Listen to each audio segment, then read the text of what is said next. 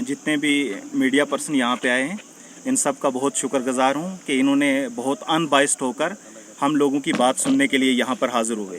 तो मैं सबका बहुत बहुत शुक्रिया अदा करता हूँ कि आप ही वो लोग हैं कि जिनकी वजह से हमारी जो बात है वो एडमिनिस्ट्रेशन तक पहुँचती है, वो किसी भी रियासत की, किसी भी मुल्क की और किसी भी यूटी की जो सरकार बनी होती है उस तक वो पहुँचती है। सबसे पहले हम आपका शुक्रिया अदा करना चाहते हैं। आपने जैसे सवाल किया, इस सवाल का जवाब जो है वो भरपूर तौर पर हम आपके सामने रखेंगे। एक्चुअली हमारे शुबहात जो थे वो सारे रिक्रूटमेंट प्रोसीजर को लेकर थे, वक्फ बोर्ड की रिक्रूटमेंट प्रोसीजर को लेकर थे। इलेक्शन स्टार्ट होते हैं 17 अगस्त को। 17 अगस्त को स्टेट ऑब्जर्वर एक न्यूज़पेपर है, उसके अंदर खबर छपती है। जो ऑफलाइन न्यूज़पेपर है उसके अंदर जो रिक्रूटमेंट पोस्टें हैं राजौरी डिस्ट्रिक्ट के लिए वो हैं 14, और जो ऑफलाइन न्यूज़पेपर है उसके अंदर है 14, और जो ऑनलाइन न्यूज़पेपर है उसके अंदर है 18। हम ये चाहते हैं, हम इंतज़ामिया से गुजारिश करते हैं कि सबसे पहले इस मामले के ऊपर कार्रवाई की जाए। और दूसरा सबसे बड़ा जो आयरनी था इस सारे मसले के अंदर वो ये था कि जिस दिन जो रिक्रूटमेंट जो है इन्होंने विड्रावल का एक नोटिस भेजा ऑनलाइन न्यूज़पेपर के अंदर। अगर आप इस मंथ की 6 तारीख का अगर ऑनलाइन न्यूज़पेपर देखेंगे स्टेट ऑब्जर्वर, तो उसके अंदर आप देखेंगे पेज नंबर 3 के ऊपर सबसे लास्ट के ऊपर जो ऑनलाइन न्यूज़पेपर है उसमें इन्होंने विड्रावल का नोटिस दिया हुआ है। और अगर ऑफलाइन जो पेपर है हमारे पास वो सबूत है, ऑफलाइन पेपर के अंदर वहाँ पे कोई भी विड्रावल का नोटिस नहीं है। और ये बड़ी हैरानगी की बात है। इससे पता चलता है कि वक्फ डिपार्टमेंट के अंदर किस तरीके से जो रिक्रूटमेंट प्रोसेस है वो चलाया जा रहा है। हम आपके माध्यम से गवर्नमेंट से, जो अभी हमारी गवर्नमेंट आयद हुई है, उससे हम वक्फ बोर्ड से हम ये गुजारिशात करते हैं कि हमें जो ये खदशात हैं इन मामलात के ऊपर आप गौर करें और इन मामलात को क्या किया जाए, देखा जाए। उसके बाद रिक्रूटमेंट प्रोसेस के अंदर कुछ और भी हमें शुबहात हैं। ये हमारे सवालात हैं और आयन के जो फंडामेंटल राइट हैं उसका जो आर्टिकल 19 है उसके तहत हम ये सवालात पूछने का हक रखते हैं। और हमारा सवाल ये है कि हमने सुना है, हमें ये बताया जाए सबसे पहले कि जो यहाँ पे रिक्रूटमेंट का प्रोसेस है वो किस तरीके से चलाया जाता है, कि रिक्रूटमेंट प्रोसेस के लिए क्या क्वालिफिकेशन होंगी, क्या ये जो रिक्रूटमेंट की इनके अंदर कोड ऑफ कंडक्ट में इन लोगों ने रिक्रूटमेंट की है। अगर ये कोड ऑफ कंडक्ट के अंदर रिक्रूटमेंट की है तो जिसने भी ये रिक्रूटमेंट की है वो अक्यूज्ड है इसके लिए। दूसरी बात ये कि हमारी गवर्नमेंट का ये आर्डर है कि कोई भी अगर आपको रिक्रूटमेंट किसी भी डिपार्टमेंट से करनी है या किसी भी इंतज़ामिया से कोई भी जॉब रिक्रूटमेंट करनी है तो उसके लिए आपको इंफॉर्मेशन डिपार्टमेंट की कंसेंट लेनी होगी। तो क्या ये जो रिक्रूटमेंट हुई इसके लिए इंफॉर्मेशन डिपार्टमेंट की कंसेंट हुई?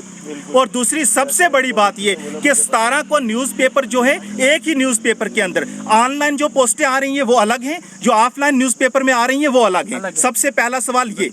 दूसरा सवाल ये कि 18 को ये इंटरव्यू किस बेस पे ले रहे हैं? अगर जिन लोगों का इंटरव्यू लिया इन लोगों ने तो इस महीने की 6 तारीख को उसका विड्रावल कैसे किया? और वो एक न्यूज़पेपर जो है मुझे समझ नहीं आ रही कि वो किस तरीके से छाप रहे हैं कि ऑनलाइन न्यूज़पेपर के अंदर या तो एडिटिंग करवा के वो उन्होंने विड्रावल का करवाया है, अगर एडिटिंग नहीं करवाई है तो ऑफलाइन न्यूज़पेपर के अंदर अगर आप देखेंगे पेज नंबर 3 के ऊपर ही वहाँ कुछ समोट आर्मी के रिलेटेड कोई प्रोग्राम है वो उसमें दिया हुआ है। हमारा सबसे बड़ा खदशा ये है। दूसरी बात ये कि यहाँ पर जितने भी मुलाजमीन जो हैं वो लगे हुए हैं, सबसे पहले उन सब का रिकॉर्ड जो है वो चेक करवाया जाए, गवर्नमेंट के थ्रू रिकॉर्ड जो है वो चेक करवाया जाए प्रॉपरली कि इन लोगों की सैलरी जो है वो किस बेस के ऊपर दी जाती है, इन लोगों के ऊपर जो इंक्रीमेंट लगाई जाती है वो किस बेस के ऊपर लगाई जाती है, और जो एम्प्लॉयड हैं और जो प्रमोशन है, अगर फॉर एग्जांपल मान लो कि एक ही टाइम के अंदर 2 एम्प्लॉय लगे हैं, एक की प्रमोशन हो जाती है और एक की प्रमोशन नहीं होती। सबसे पहले तो इसके लिए ऑडिट करने की ज़रूरत है। हम गवर्नमेंट से ये रिक्वेस्ट करते हैं कि इसके लिए ऑडिट किया जाए, प्रॉपर ऑडिट किया जाए और उस ऑडिट के अंदर थर्ड पार्टी को शामिल किया जाए जो यहाँ के स्टेक होल्डर्स हैं।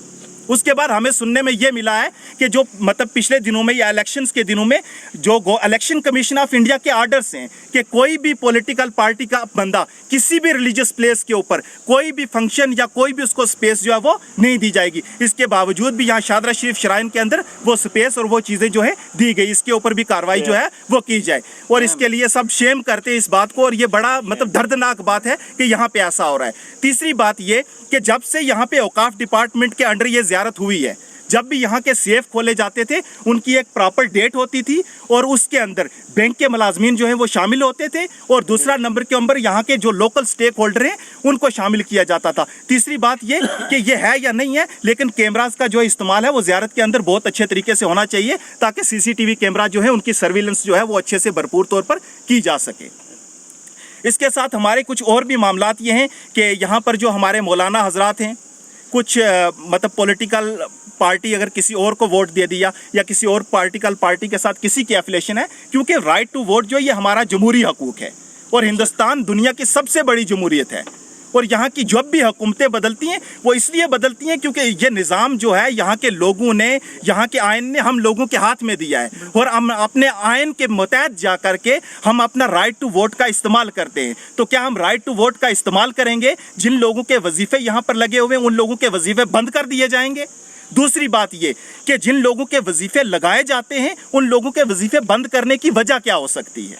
तीसरी बात ये, इन वजीफे में जो ये डिफ्रेंसिएशन है, किसी के अमाउंट बहुत ज़्यादा है, किसी के अमाउंट बहुत कम है, इसकी जो है वो सॉलिड जो वजह है हमें वो भी बताई जाए। ये हमारे कुछ बहुत बेसिक सवाल हैं जिनके जवाब जानने की हम सबको ज़रूरत है। हम जितने भी यहाँ पे लोग हैं यहाँ पे लोकल हैं। पांचवी बात ये कि हम सब लोगों की लोकल पार्टिसिपेशन जो है वो यहाँ पर होनी बहुत ज़रूरी है। खास तौर पर शादरा और आउटजाइनिंग एरिया के जो लोग हैं इनकी पार्टिसिपेशन होनी चाहिए। मुफ्ती साहब ने एक बहुत बड़ा काम किया था कि यहाँ के लोगों को माइग्रेट करवा के, अगर आप आसपास के एरिया देखोगे, दूसरी जगहों पे शिफ्ट किया था ताकि यहाँ पे टूरिज्म का जो कल्चर है वो डेवलप हो सके, जिसकी वजह से यहाँ के जो लोग हैं उनको रोज़गार मिल सके। लेकिन इन सारी चीज़ों के बावजूद क्या इस लैंड को प्रॉपर तौर पर यूटिलाइज किया जा रहा है या नहीं किया जा रहा? और एक बहुत इंपॉर्टेंट बात ये, गवर्नमेंट के आर्डर हैं, आपने कोई भी सामान जो खरीदना है, चाहे वो लंगर की ग्रॉसरी हो या कोई भी मतलब कोई भी असेंशियल चीज़ें जो भी हों, वो आपको जेम के ऊपर से खरीदना है। क्या ये रिकॉर्ड जेम का यहाँ पे मौजूद है? ये हम सब लोगों को क्या किया जाए, बताया जाए। हमने RTI भी फाइल की हुई है, उन RTI के जवाब भी जो है वो आप इनसे चाहेंगे। हम किसी एक पार्टिकुलर आदमी के खिलाफ नहीं है, हम किसी के भी खिलाफ नहीं है, हम सिर्फ और सिर्फ अपने हक की बात जो है मीडिया के माध्यम से यहाँ रखने के लिए आए हैं। और हम उम्मीद करते हैं कि हमारी बात जो है ये सरकार सुनेगी और इस बात हमारी को ऊपर तक ये लेकर जाएंगे। अब ये मौलवी साहब हैं हमारे साथ, मौलाना गुलफराज साहब, ये आपके सामने चंद बातें रखेंगे। मैं सबसे पहले आप हजरात का शुक्रिया अदा करना चाहता हूं कि हमको हमेशा ही इग्नोर किया जाता है। जो भी मीडिया वाला आता है या कोई अधिकारी आता है या MLA MP यहाँ आता है तो उसको हमारे तक नहीं पहुँचाया जाता और ना हमारी आवाज़ को वो सुनना चाहता है। अब आपने देखा है कि ये इलेक्शन का दौर चल रहा था, तमाम पार्टीज़ के लोग हर एक के पास जा रहे थे, कैंपेन कर रहे थे। और ये हिंदुस्तान का राइट है कि कोई भी व्यक्ति किसी को भी वोट दे सकता है, इसके अंदर किसी की पाबंदी नहीं है। तो जब कोई भी पार्टी का आदमी किसी के पास जाएगा तो उसे भगाया नहीं जाएगा, बल्कि उसकी बात को सुना जाएगा। व्यक्ति का अपना मन है कि वो किसको वोट देना चाहता है, किसको नहीं देना चाहता, ये बात अंदर की होती है। लेकिन मेरा तो एक हक तलफी ये की गई है वकाफ़ के अंदर। क्या आप ये बताएं कि मैं यहाँ नमाज़ पढ़ाने के काबिल नहीं था? क्या मैं दीनी उमूर अंजाम देने के काबिल नहीं हूँ? क्या आप लोग ये बता सकते हैं कि नहीं? दूसरी बात ये कि आज के इस महंगाई के दौर में 3000 रुपया क्या औकात रखती है, जो आगे पीछे से कोई सरमाया ना हो, कोई कुछ ना हो।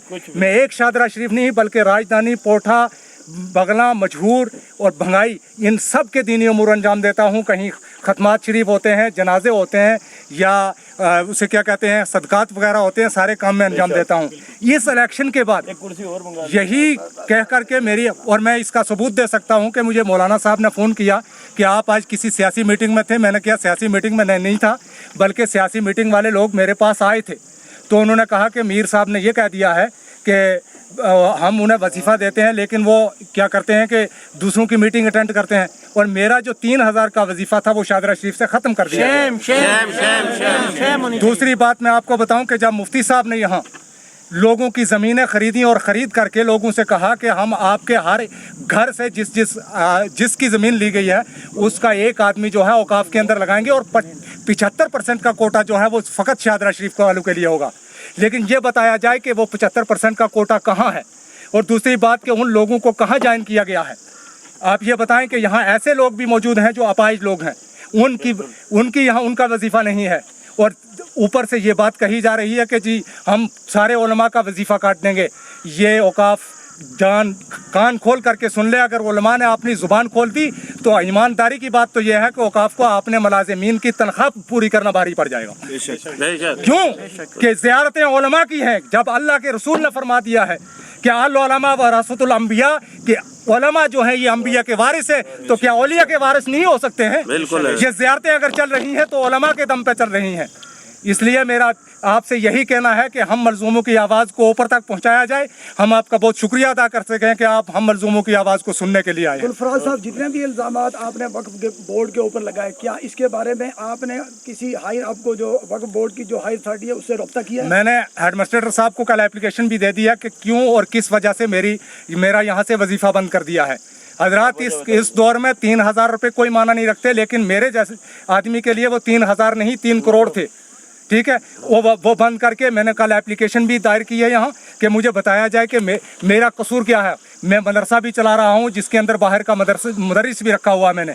मुझे उसकी तनख्वाह पूरी करना भारी पड़ जाती है जी। बच्चों की तरह हाँ, बच्चे इस वक्त मेरे पास 37-38 बच्चे और प्रॉपर लोकल बच्चा पढ़ रहा है। 3-4 गाँवों के बच्चे पढ़ रहे हैं। क्या ये मैं गलत कर रहा हूँ?